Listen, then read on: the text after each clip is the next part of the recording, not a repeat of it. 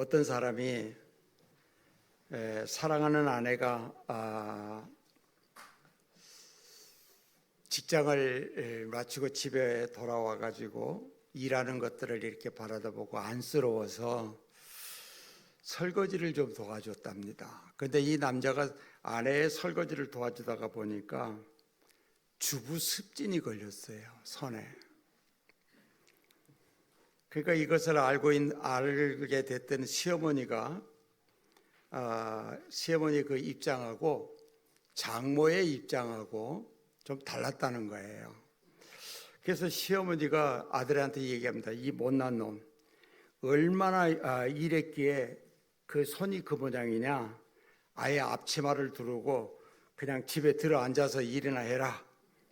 이렇게 얘기를 하면서 생각을 했다는 겁니다. 그런데 장모님은 또 이렇게 얘기합니다.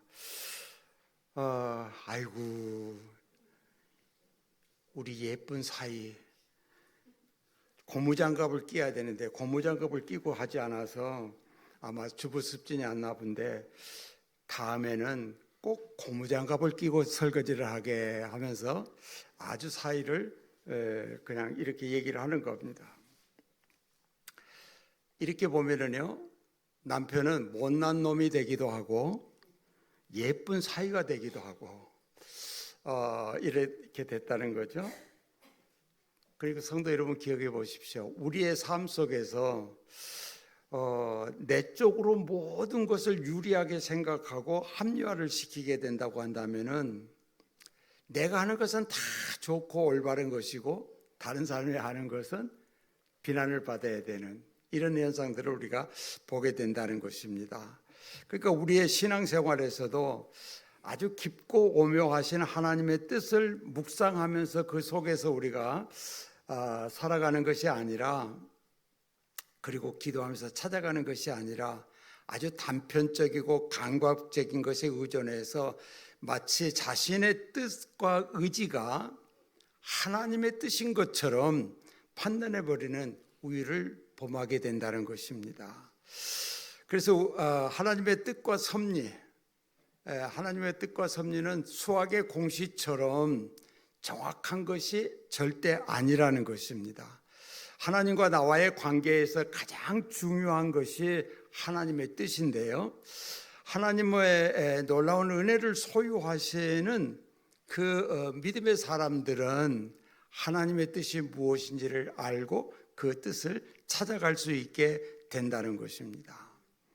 성도 여러분, 오늘이 우리가 추수감사주일이라 이래서 감사하는 그런 예배를 우리가 드리고 있는데요, 성도 여러분은 어떻게 생각하십니까? 추수감사절 좀 부담스럽지 않습니까?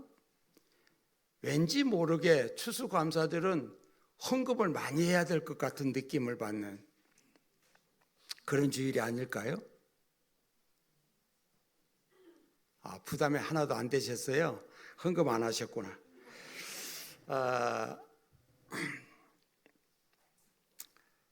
우리가 이 추수감사절을 하면은 신앙의 자유를 찾아서 그 아메리카 대륙에 정착했던 청교도들이 어려운 가운데에서 1년을 이렇게 살다가 보니까 하나님의 선한 손길을 감사하는 그런 삶을 살아서 하나님께 감사를 드리는 그 삶의 모습을 보여준 것을 오늘 우리들도 한 해 동안 하나님께서 나에게, 우리 가정에게 베풀어 주신 그 놀라운 은혜들을 생각하면서 감사가 넘치는 주일이 되는 것이 추수감사절이 아닐까 생각을 합니다.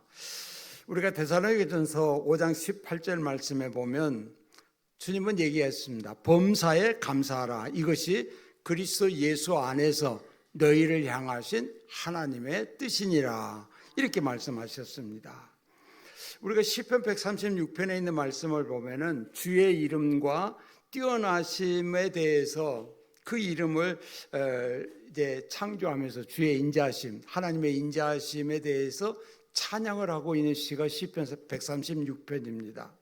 근데 여기 보면은 세상의 모든 것들이 존재하고 여러 가지 것들이 일어나게 되는데, 심지어 하나님께서 밤에 달빛을 주시는 것도 감사를 하고 있는데요, 이 모든 것들이 우리를 위해서 마련해 주시는 것들을 생각하게 되니까 저절로 그 마음에서 감사가 나오게 됐다는 것입니다. 어느 날 유명한 신학자 칼바르트가 이런 질문을 받았습니다. 선생님, 세상에서 가장 위대한 것이 무엇이라고 생각하십니까? 선생님은 가장 위대한 것을 찾으셨습니까? 고 물어보니까 그가 대답하기를, 예수님께서 날 사랑하신다고 성경에 쓰여 있네 하고 대답을 했다고 그럽니다. 그러니까 하나님께서 날 사랑해 주심, 우리가 이제 찬송가 563장에 보면 예수 사랑하심이 성경에서 배웠네, 우리들은 약하나 예수 권세 많도다.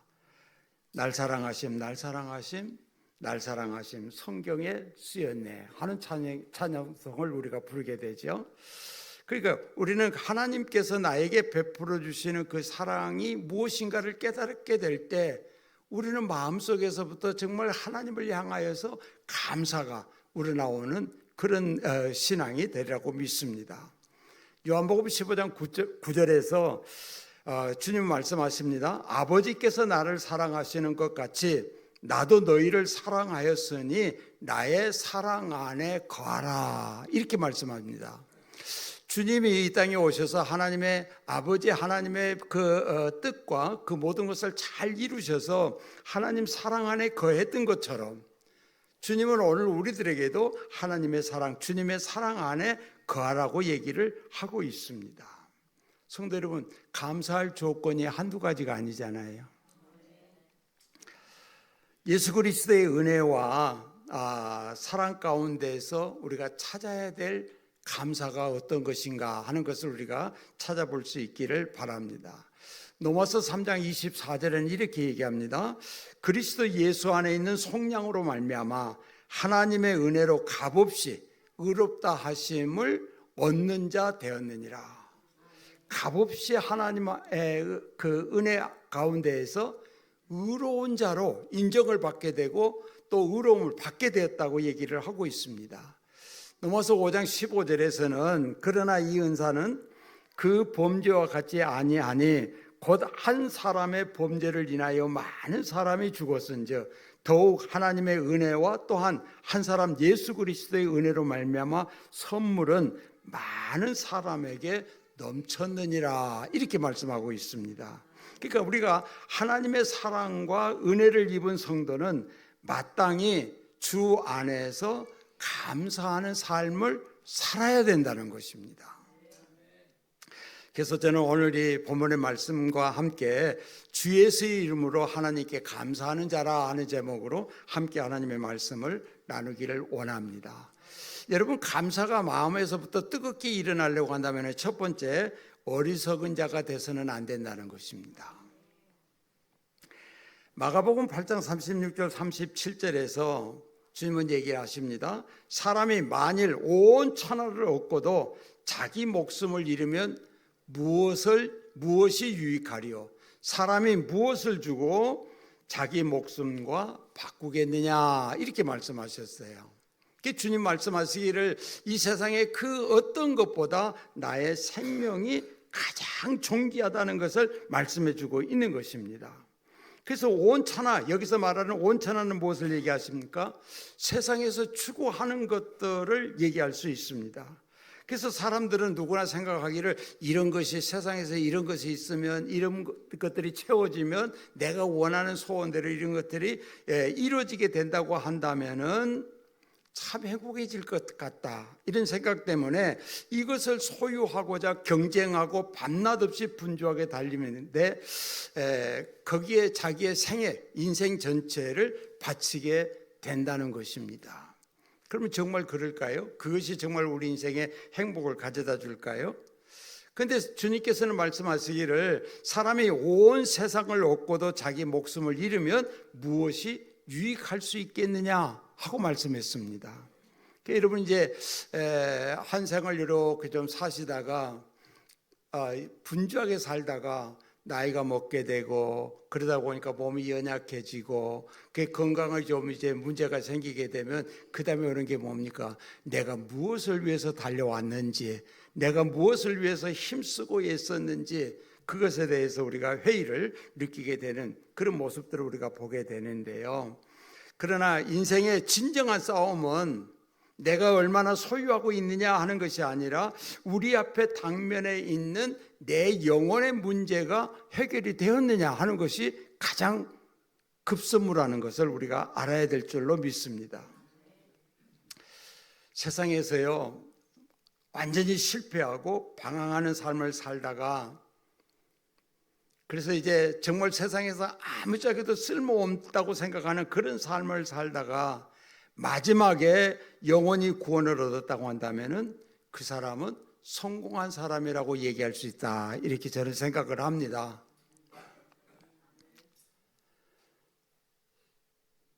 저도 이 세상을 마지막 작별하는 사람에게 복음을 전했던 기억이 있고요. 또 그분들이 마지막에 그 복음을 듣고 주님을 영접하고 기뻐하며 세상을 떠나는 그 모습들을 바라보게 될 때 이 말이 참말인 것 같습니다. 그런데 대표적인 인물이 하나 있습니다. 여러분, 예수님과 함께 십자가에 달린 한 강도인데요. 이 강도는 지멋대로 살았어요. 자기 하고 싶은 대로 살았어요. 그리고 남도 못 살게 하기도 했습니다. 남의 피를 가지고 자기 배를 채웠던 사람이 바로 이 십자가에서 주님 옆에 사형을 받았던 강도입니다. 그래서 그는 생각하기를 자기의 죄가로 인하여서 사형이 집행되어서 마지막 십자가에 못 박혀서 죽게 되는 그런 사람인데, 그가 가장 세상에서 하는 모든 것들이 잘못됐고 모든 것들이 실패한 것들이었고 모든 것들이 소망 없는 것들이었지만은 그가 마지막 한순간에 십자가상에서 철이 들었어요. 마지막 순간에.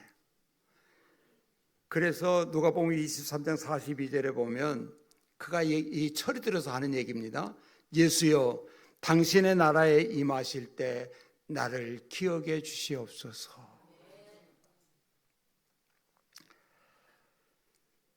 주의 왕국에 임하실 때 나를 기억해 주십시오. 정말 이 세상에서 모든 것이 다 실패했고 모든 것이 다 낙오되는 그런 삶을 살았고, 그리고 자기 멋대로 살았던 그 사람이 마지막 첫 번째 철든 첫 마디가 당신의 나라에 임하실 때 날 좀 기억해 주십시오. 그 십자가에 못 박혔던, 예수님 곁에 못 박혔던 이 강도는요, 예수님과 함께 십자가에 못 박혀서 사형을 당함으로 행운을 얻은 사람이 아니겠습니까? 그 주님이 뭐라고 대답하십니까? 누가복음 23장 43절에서 예수께서 이르시되 내가 진실로 내게 이르노니 오늘 내가 나와 함께 낙원에 있으리라. 주님은 그 강도에게 얘기할 때 그렇게 얘기하지 않았어요. 네가 지금 와서 그런 생각을 하고 싶다고 한다면 네가 살 때 좀 더 잘 살지 그랬지 않았느냐. 네가 좀 이제 세상을 살아갈 때 그렇게 살면 안 되는데 그렇게 살지 말고 남의 피를 빨지 말고 네가 힘써 애쓰면서 살아야 되지 않았었느냐 하고 이렇게 말씀하시는 것이 아니라, 날 기억해 달라고 하는 그 마지막 그 음성에 주님은 그 말씀을, 그 믿음을 갖고 있는 그 강도의 말을 듣고 오늘 내가 나와 함께, 내가 가는 곳에, 내가 가는 낙원에 내가 함께 있겠다, 이렇게 말씀을 해 주셨습니다. 그렇습니다. 성도 여러분, 세상의 부귀영화와 목적을 다 이뤘다고 하더라도 영혼의 문제를 해결하지 못하면 그 사람은 실패한 인생입니다. 자기의 운명을 모르는 어리석은 자이기 때문에 범죄를 하나님께 용서를 받지 못하는 결과가 어떤 것인지를 알지 못했기 때문에, 예수 그리스도를 믿지 않는 사람이었기 때문에, 주님의 그 주시는 그 구원의 생명을 얻지 못하는 사람이었기 때문에 이 세상에서 가장 어리석은 사람이었다, 이렇게 얘기할 수 있으리라 믿습니다. 그러므로 여기 계신 여러분, 어리석은 자가 되지 않으려고 한다면 하나님의 뜻이 무엇인지, 하나님이 원하시는 것이 무엇인지, 아니 오늘 그 십자가의 곁에 못 박혀서 사형을 당하는 그 강도처럼 예수님, 나 같은 것도 내가 세상에서 이렇게 살았는데 지금이라도 나를 기억해 주십시오 하고 주님에게 한마디 말씀한다고 한다면, 주님은 강도에게 했던 얘기와 똑같이 그래 내가 오늘 나와 함께 낙원에 있을 것이다 하고 대답해 주시리라고 믿습니다. 어리석은 자가 되지 마십시오. 두 번째는 주님의 뜻이 무엇인가를 알아야 감사할 수 있다는 겁니다. 주님의 뜻은 뭘까요? 주님의 뜻은 여러분이 주님을 영접해서 어리석은 자가 아니라 지혜로운 자리에 그곳에 있으면서 있기를 원하고, 그래서 구원의 은혜를 입고 하나님의 놀라운 사랑 안에 머물러 있게 될 때, 그게 가장 원하는 하나님의 뜻인 줄 믿습니다. 우리가 보통 예수 안 믿으면 지옥 간다고 그럽니다. 그래서 여기 지옥이라고 하는 것은요, 예수 안 믿는 사람들을 위해서 준비되는 것이 아닙니다. 우리가 마태복음 25장 41절 말씀에 주님이 말씀하셨어요. 또 왼편에 있는 자들에게 이르시되 저주를 받는 자들아, 나를 떠나 마귀와 그 사자들을 위하여 예비된 영원한 불에 들어가라. 여러분 기억하십시오. 마귀와 마귀를 따르는 귀신, 사자들을 위하여서 예비된 곳이 영원한 불못입니다. 우리 인간을 위해서 불못이 준비되는 게 아니에요. 지옥이 준비되는 것이 아닙니다.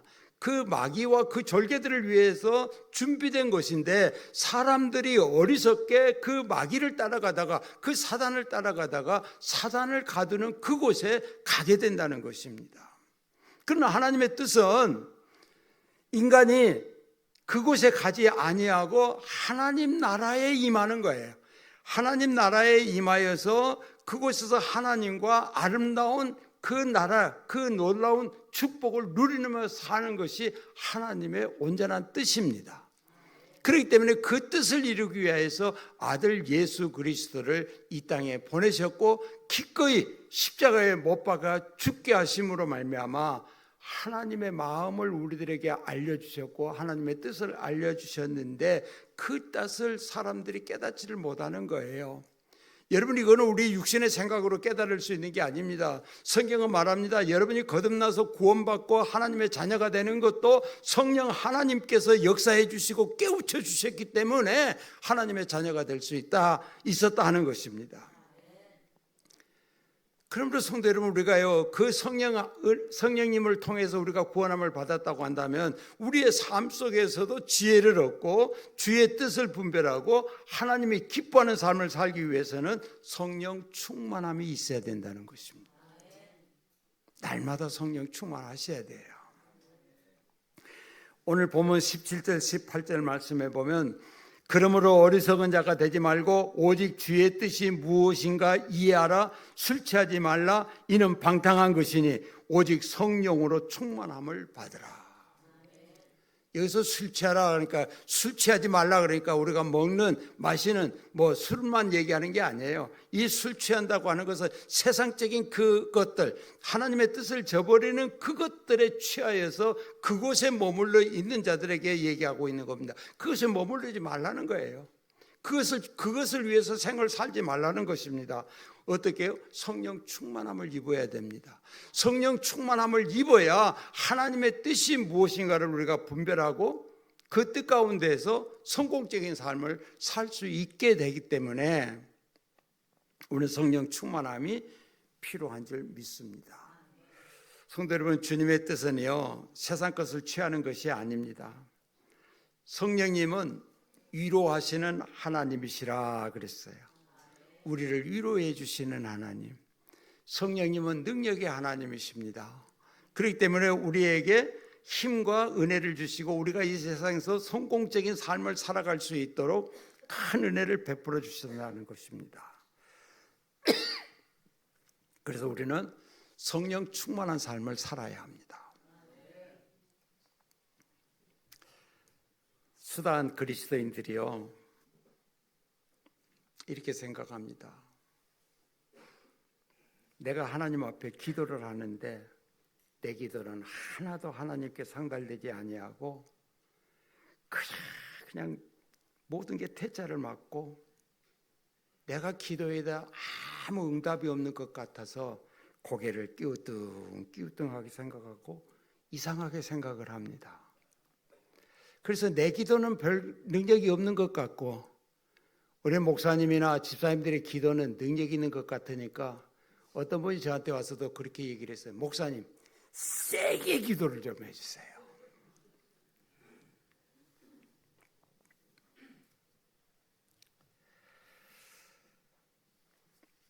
그 까닭은요, 응답 받을 수 없는 기도를 했기 때문에 응답이 없습니다. 가장 중대한 조건, 가장 완전한 순종, 이런 계단을 거치지 않고 내가 원하는 거. 그래서 우리는 뭐냐면 내가 원하는 거, 내가 바라는 거, 내가 계획한 것이 이대로 이루어지게 되는 것이 하나님의 뜻으로 착각을 해요.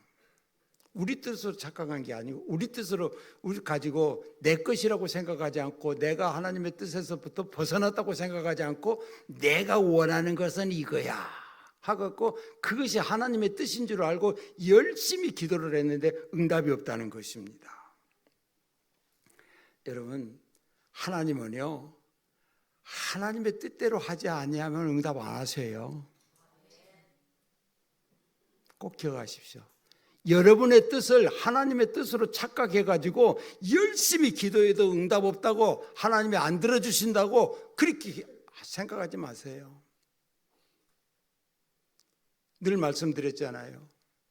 이스라엘 백성들이 모세의 인도하에 출애굽을 하는데 바로 여기 고센 땅에서 출애굽해서 가나안 땅에 들어가는 데는 왕의 길이라고 하는, 요즘 말로 한다면 그 당시 말로 이제 왕의 길인데 요즘 말로 한다면 고속도로예요. 지방도로가 아니에요. 고속도로처럼 빠르게 그냥 쉽게 편안하게 이렇게 갈 수 있는 길이 왕의 도로라고 하는 길이 있었어요. 그런데 하나님께서 이스라엘 백성들은 그 길을 가기를 원했는데 하나님께서는 그 길을 가기를 원치 않으셨어요. 하나님의 뜻은 그 길이 아니었어요. 그래서 하나님은 골짜기를 통과하게 하고 사막을 통과하게 하고 물이 없는 곳을 가게 하고 홍해바다로 인도해 가지고 홍해바다를 건너게 하고 사막을 지나서 이런 길로 인도를 하는 게 하나님의 뜻이었어요. 성도 여러분, 그러나 이스라엘 백성들은 정말 하나님께서 인도해 주시는 하나님이 원하는 길을 갔을 때 가나안 땅에 들어갔고 복을 누릴 수 있게 됐던 것을 우리가 잘 압니다. 그러므로 성도 여러분 기억하시길 바랍니다. 내 뜻이 아니고 하나님의 뜻을 내가 온전히 받아들여서 하나님의 뜻대로 우리가 기도하고 하나님의 뜻대로 나아가는 그런 성도가 되시기를 바랍니다. 우리가 잘 아는 대로 미국의 자동차 왕이라고 하는 헨리 포드가 믿음에 독실한 사람이었습니다. 한 번은 그가 이제 아일랜드 수도 더블린에 갔던 적이 있었는데 그곳에 머무는 동안에 한 고아원을 방문을 했습니다.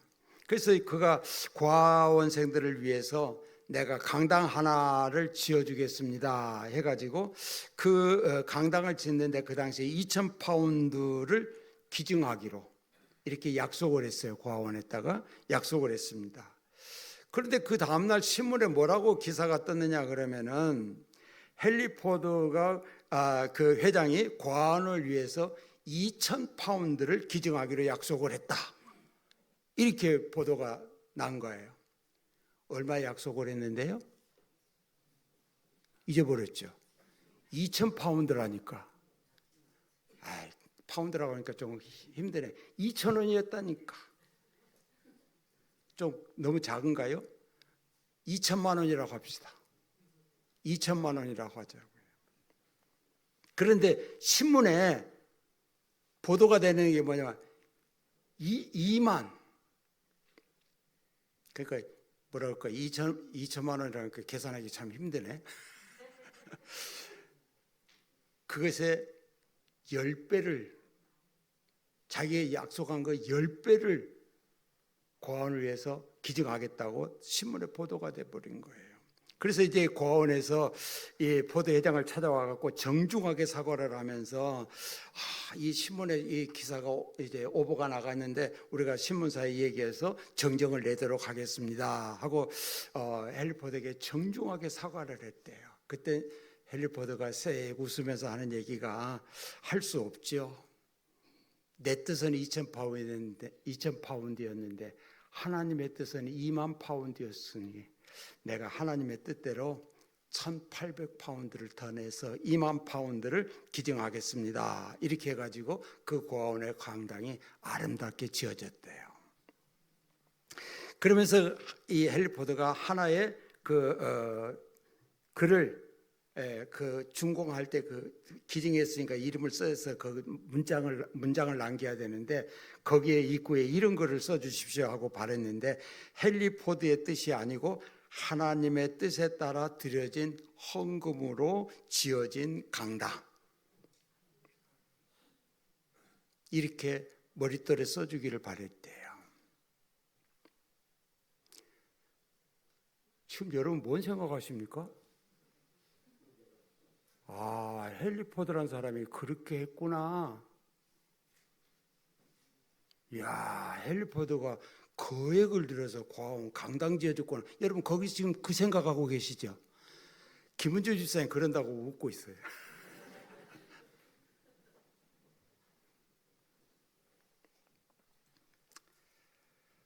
감사함을 넘치게 하는 것은 내 뜻이 아니고 하나님의 뜻입니다. 우리는 절대적으로 하나님의 뜻과 하나님의 말씀에 순종해야 될 것이 우리의 믿음이라는 것을 기억하시기를 바랍니다. 우리를 향하신 하나님의 은혜가 넘친 것처럼 하나님을 향한 우리의 감사함도 마땅히 넘쳐야 할 것입니다. 여러분, 감사는요, 낭비가 아닙니다. 결코 손해를 보는 것이 아닙니다. 감사는 언제나 축복의 전주곡이라고 하는 것을 기억하시기를 바랍니다. 감사는 더 큰 감사를 낳게 한다 하는 것입니다. 오늘 너무나도요, 사람들이 다 개인주의고 이기적이어서 감사가 결례되는 그런 시대가 아니겠습니까?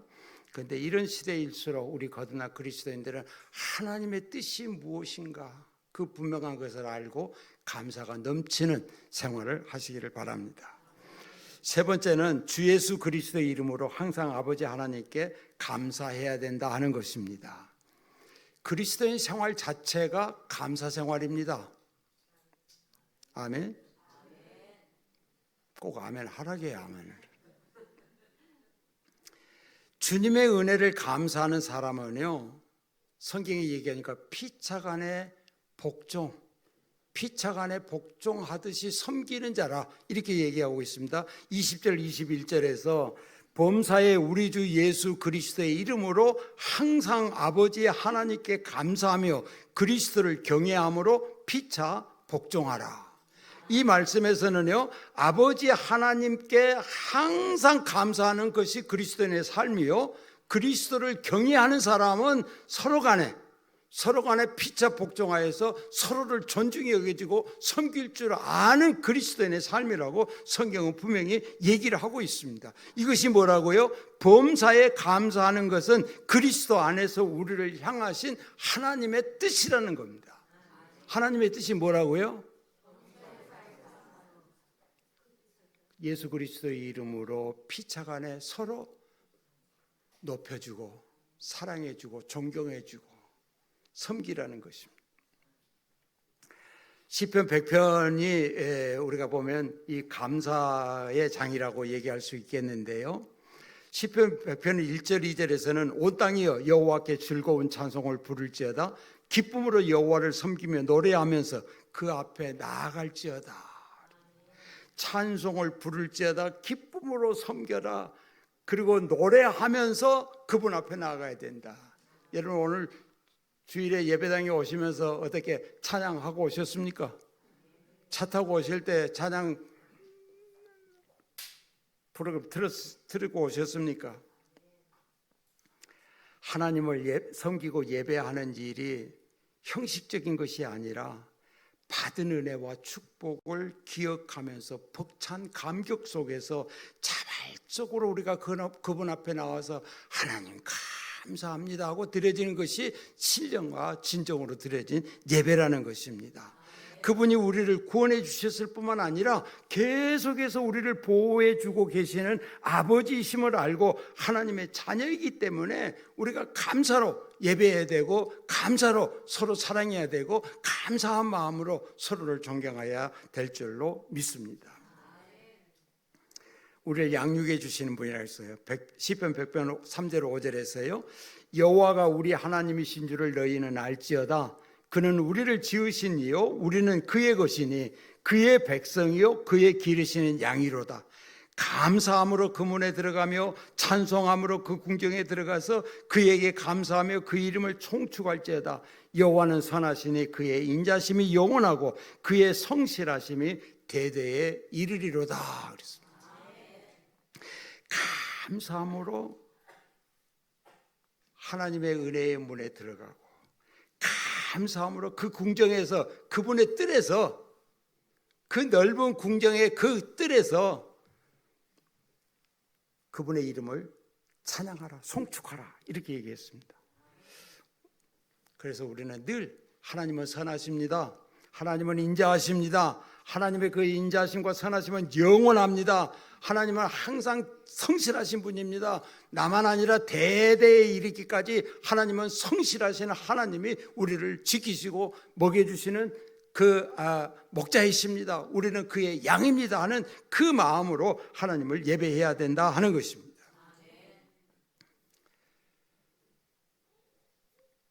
우리를 양육해 주시는 아버지, 우리에게 친절하게 좋은 것을 누리게 할 수 있도록 늘 준비해 주시고 기다리시는 아버지, 그 아버지를 찬양하고 감사해야 될 줄 믿습니다. 주님이 누가복음 15장에서 한 예화를 들어서 얘기를 해 주셨잖아요. 집 나간 탕자 얘기. 지 몫을 가지고 다 나가서 허랑방탕해버리고 돌아오는 그 아들을 위해서 아버지는 좋은 신발, 좋은 옷, 반지, 가락지 그 좋은 것을 다 준비해 놔두시고 기다리시고 돌아올 때 그 모든 것을 다 그에게 주어서 입혀서 그를 얘기하기를 나는 잃어버렸다가 다시 얻은 아들이다. 누가 얘기하신 얘기입니까? 이거는 주님이 하시는 얘기예요. 예수님의 얘기예요. 우리는 그냥 탕자 얘기하면 옛날에 그런 일이 있었는가? 그렇게 생각하는데 아니에요. 예화예요. 주님이 예화로 말씀하신 거예요. 그렇기 때문에 성도 여러분 기억하십시오. 하나님은 여러분과 나를 위해서 항상 좋은 것 중에서도 극상품, 좋은 것을 늘 준비해 놔두시고 우리를 그 인도해 가시는 분, 그분이 우리의 아버지 하나님이십니다. 그래서 우리는 감사해야 돼요. 그 은혜에 감사해야 될 줄로 믿습니다. 주의 뜻이 무엇인가 우리가 알려고 한다면 그것은 감사하는 삶이 주님의 뜻이다 하는 것을 기억하시기를 바랍니다. 그러기 위해서는요, 우리가 주의 말씀대로 감사하는 자가 되고 성실하게 주님을 사랑하고 섬기는 자가 되기 위해서는 주의 말씀을 드려야 되는데, 주의 말씀은 우리가 주님이 원하신 것이 무엇인가 하는 것을 우리에게 잘 보여주고 있는 말씀이 여호수아서 1장 8절에서 9절입니다. 이건 저만 안 읽겠습니다. 우리 같이 한번 읽어보십시다. 시작. 이 율법책을 내 입에서 떠나지 말게 하며 주야로 그것을 묵상하여 그 안에 기록된 대로 다 지켜 행하라. 그리하면 내 길이 평탄하게 될 것이며 네가 형통하리라. 내가 네게 명령한 것이 아니냐. 강하고 담대하라. 두려워하지 말며 놀라지 말라. 네가 어디로 가든지 내 하나님 여호와가 너와 함께 하느니라 하시니라. 이 말씀 액면 그대로를 믿으십시오. 여기에 여호수아는 하나님께서 모세에게 이 말씀을 주셨고 모세가 이 말씀대로 살아서 이스라엘 백성들을 이끌어왔던 위대한 지도자라고 하는 것을 잘 알고 있었던 여호수아에게 하나님께서 다시 한번 여호수아의 귀에 들려주시는 거예요. 율법책을 내 입에서 떠나게 하지 말아라. 주야로 그것을 묵상해라. 그의 안에 기록된 대로 다 지켜 행하라. 그리하면 내 길이 평탄하게 될 것이다. 만사 형통하게 될 것이다 하는 얘기입니다. 그래서 너는 어떤 일을 당하든지 두려워하거나 놀라지 말고 강하고 마음을 담대하게 갖고 놀라지 말고 너의 하나님 아버지가 너를 지키신다는 것을 알고 너는 두려움 없이 나아가라. 그러면 네가 어디로 가든지 내가 너와 함께 하겠다 하고 약속해 주시는 말씀이 여호수아에게 주는 말씀이에요. 그런데 그 말씀이 오늘 여기에 계신 여러분과 나에게 주시는 이 말씀인 줄 믿습니다. 그래서 우리가 이 말씀을 묵상하고 기록된 대로 다 지켜 행하고 그리고 우리의 길이 평탄하고 형통하게 될 것을 하나님께서 약속해 주셨으니까 이 약속을 우리가 굳게 믿고 그분의 뜻대로 우리가 나아가게 된다고 한다면 형통한 자, 하나님의 놀라운 은혜가 넘치는 그런 은혜를 입은 성도가 되리라고 믿습니다. 성도 여러분, 감사할 때 예수 그리스도의 이름으로 감사하십시오. 예수 그리스도를 경외하는 믿음이 있으면 피차간에 서로 복종하고 서로 순종해 줄 수 있는 성도가 되십시오. 그러면 주의 인자하심과 축복하심이 여러분 위에 넘치게 되리라고 믿습니다. 우리 추수감사절 우리가 꼭 물질을 하나님께 드리는 날이 아니라 하나님께서 내게 베풀어 주신 그 놀라운 은혜, 날 구원해 주시는 그 놀라운 은혜, 그걸 내가 어떻게 해서 깨달았든지 내가 받아서 하나님의 자녀가 되어서 누렸던 그 은혜, 주님 말씀하시기를 세상에 그 무엇과도 바꿀 수 없는 거, 우리를 구원해 주시는 거, 주님 말씀하셨을 때 천하를 얻고도 영원히 구원받지 못하면 아무짝에도 쓸모없다고 얘기하지 않습니까? 그 은혜를 우리가 입었는데 이거 하나만이면은요 우리가 평생을 감사합니다, 감사합니다, 감사하면서 살아도 부족하리라고 믿습니다. 우리 성도 여러분, 감사가 넘치는 성도가 되십시오.